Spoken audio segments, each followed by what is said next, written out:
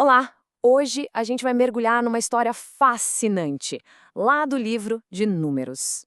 É uma daquelas narrativas atemporais, sabe?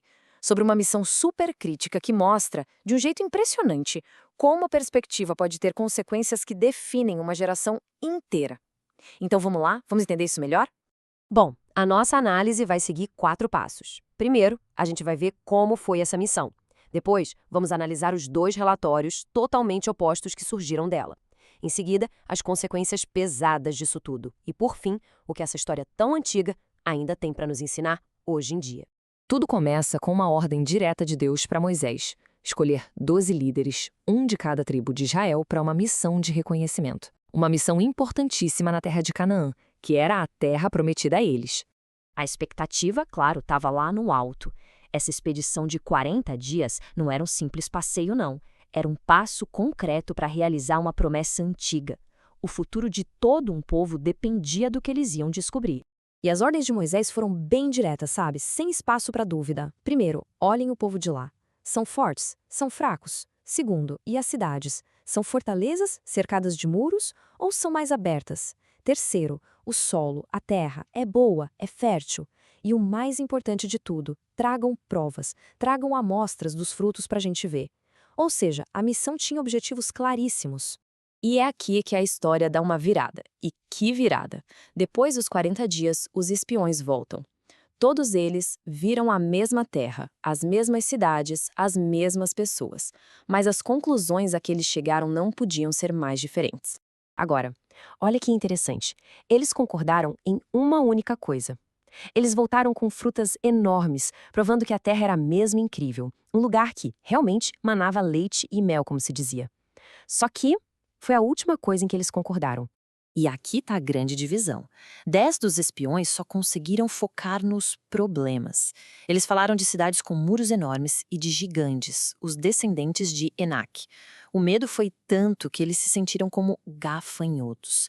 Já Josué e Caleb, por outro lado, viram exatamente as mesmas coisas, mas através de uma lente diferente, a da fé na promessa de Deus.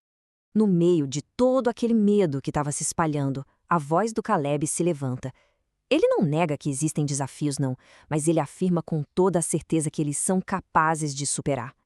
É um ato de coragem incrível contra uma onda gigante de pessimismo.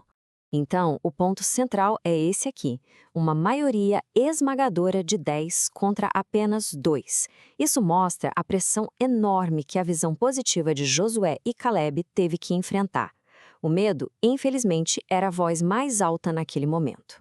Agora a gente entra na terceira parte para entender como aquele relatório pessimista não foi só uma opinião. Não, ele foi o gatilho para uma verdadeira tragédia nacional. Isso aqui mostra perfeitamente a cadeia de eventos, quase um efeito dominó. Começou com um relatório ruim que contaminou o acampamento inteiro com medo. Isso levou a uma rebelião declarada, com o povo chorando, reclamando e até querendo voltar para a escravidão no Egito. Dá para acreditar? Por causa disso veio a sentença divina. Aquela geração inteira ia vagar pelo deserto. E a consequência final, não veriam a terra prometida. Para aqueles 10 espiões que começaram o tumulto, o castigo foi imediato. Eles morreram de uma praga. Foi uma consequência direta por terem espalhado medo e levado o povo a duvidar. E para o resto da nação, a punição foi simbólica e muito longa. 40 anos vagando pelo deserto, 1 ano para cada dia que os espiões passaram na terra. Uma geração inteira morreria ali, no deserto, com exceção de Josué e Caleb. Tá, mas por que essa história antiga ainda importa tanto? Na nossa última sessão, vamos tirar as lições que ficam sobre como a gente encara os nossos próprios gigantes hoje em dia. O erro principal dos 10 espiões foi uma falha de perspectiva, simples assim. Eles ignoraram as promessas, focaram só no que os olhos viam, aumentaram o tamanho das ameaças e, o mais triste de tudo, escolheram o conforto de uma escravidão que já conheciam em vez da fé necessária para conquistar uma vitória que foi prometida. Então a lição fica bem clara, né? A história é um alerta contra aquele pessimismo que nos paralisa e, ao mesmo tempo, nos encoraja a ter uma atitude forte e corajosa de confiar mais nas promessas do que nos problemas. Seja numa crise financeira, seja um desafio pessoal, a lição é a mesma: focar na fonte do poder e não no tamanho dos gigantes. E isso tudo nos deixa com uma pergunta para pensar. Todo mundo enfrenta obstáculos que parecem gigantes. A questão que essa história nos joga, milênios depois, continua sendo exatamente a mesma. Diante desses gigantes, qual relatório a gente escolhe acreditar? Qual a gente escolhe passar adiante?